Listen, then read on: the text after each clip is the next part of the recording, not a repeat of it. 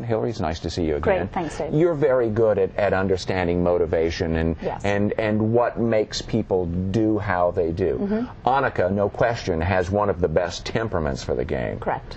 But how does all the transition in her personal life get into her professional life? Well, first of all, I just wish I could download her temperament. I think that's what a lot of us could do with it. Temperament has a lot to do with it, Dave. I don't think, while it's not appropriate for me to comment on her personal life, at times when it's toughest emotionally, it's the best time for golf. I think my handicap actually has gone down the most when my life has been a little bit tough, because you can channel your energy and channel your emotions into your practice and your golf game. The issue becomes, how do you separate? Yes. How do you compartmentalize, and how do you keep your focus? That's the issue, not so much what she's going through.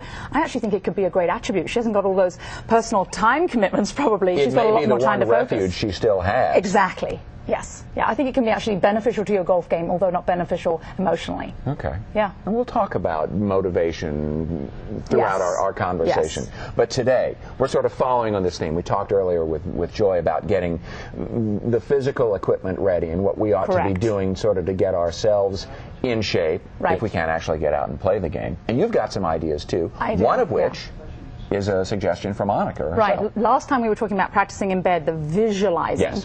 And I learned about this from Annika Sorensen, actually, and that's why I'm here for our guest Barefoot. They might think, why doesn't she have any does she have any shoes?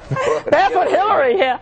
But yeah, actually, I read about Annika, and Annika gets up on this ball. And you know what's great, Dave? I think a lot of us, when we get up on that first tee, particularly in front of all of our golf buddies, big tournaments and competition, even competition at the club, or a lot of the business and charity tournaments that go on in the region, I think you're nervous. You're nervous in front of your buddies, and you're nervous in front of those folks you don't know. So what's good about the ball, as well as the balancing, is that it's sort of nerve-wracking when you first get on. And what you have to do is you have to really calm yourself down, and you have to get really, really, really centered and calm. The only way to balance is to be really calm. You've got to be calm on the ball. That's a big deal.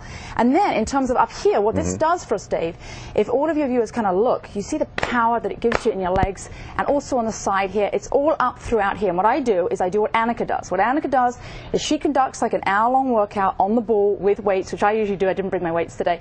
Up like this, and you know what I do? I do it in the mornings. I do it watching television. I do it watching the news. I do it watching my News Channel 8, the weather and the traffic before I go to work. So there you go. I think for business people like me, people with families, I've got 3 kids, what can you do in the morning when you're really busy? I mean, what you would do is you watch TV and you can do this. 5-10 minutes, Dave, you do this, and all of our viewers do this, just for the month before April starts and we can get out on the golf course.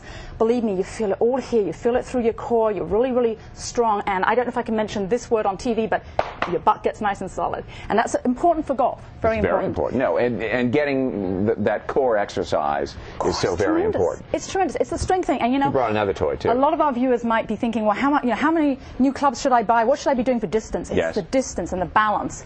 The other thing is, and these are 2 very inexpensive, very quick tips, is the fan. And this is very beneficial because what it does, Joy mentioned earlier, the hesitating at the top. Yes.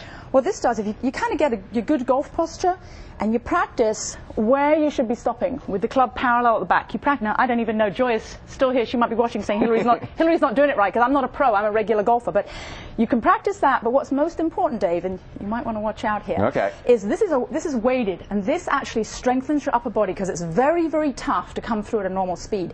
So you practice your good golf swing, and you have to come through. Whoosh. That is really tough. I'm feeling it everywhere here. All right. Ripple of your muscles down your back. It strengthens your swing.